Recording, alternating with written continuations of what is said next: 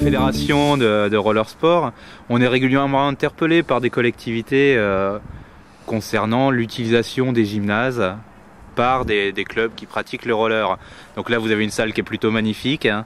C'est juste si vous pouvez nous faire un petit rappel de comment on est venu à pratiquer le roller dans cette salle. Alors cette salle a été conçue en 1989 quand notre équipe de basketball a accédé à la Pro B, et c'était une obligation pour nous d'avoir une telle salle avec un tel parquet.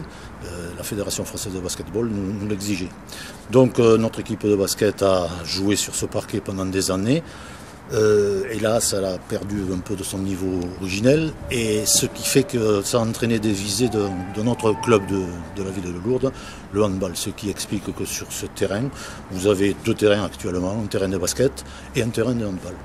En 2001-2002, il y a eu la création du club de roller sur Lourdes, qui au départ s'entraînait dehors, sous le gymnase, ensuite dans la salle des fêtes, et enfin dans un gymnase de Lourdes, le gymnase du Lapaka, qui possédait également un parquet, mais un parquet beaucoup plus ancien et pas de la qualité de celui que vous connaissez aujourd'hui. Ce qui est important à mon sens pour le club de roller de Lourdes, c'est qu'en 2009, ils ont organisé le marathon de la ville de Lourdes, et ils ont gagné en notoriété. Tellement que le club a grandi, et il leur a fallu d'autres créneaux. Et évidemment, ils sont arrivés à posséder un créneau sur le parquet de notre palais des sports pendant tous les samedis de la saison 2010-2011. Alors, ça n'a pas été un long fleuve tranquille, leur accès à cette salle, parce que effectivement, les non-initiés se sont demandé si la dégradation du parquet n'allait pas se produire à la suite effectivement du passage répété du roller.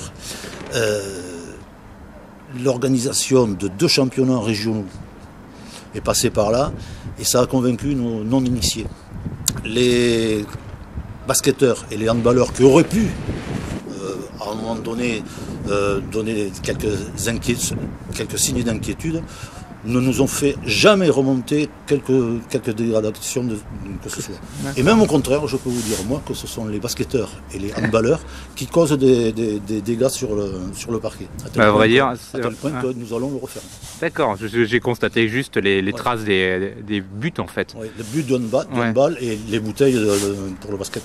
D'accord. Basket, où là se concentrent tous les joueurs finalement, et il y a des traces de basket, de chaussures, et pour le handball, des traces de résine. D'accord, oui. Pour nettoyer la résine, il faut des produits plus ou moins caustiques qui, eux, attaquent le parquet.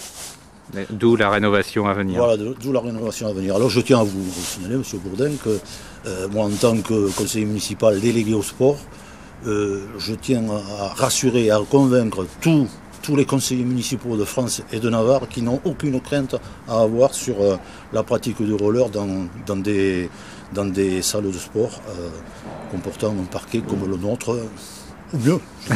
J'espère que votre message sera bien entendu. J'espère, parce qu'en plus c'est un intérêt pour tous les clubs de roller en France de pouvoir s'entraîner indoor, hein, dans des conditions favorables qui favorisent justement la pratique de ce sport et l'émergence de jeunes pousses, comme ceux que je vois pousser Benjamin Minime, qui augurent d'un bon avenir pour ce club. En tout cas, le roller vous remercie pour cet accueil. Je vous en prie. Merci.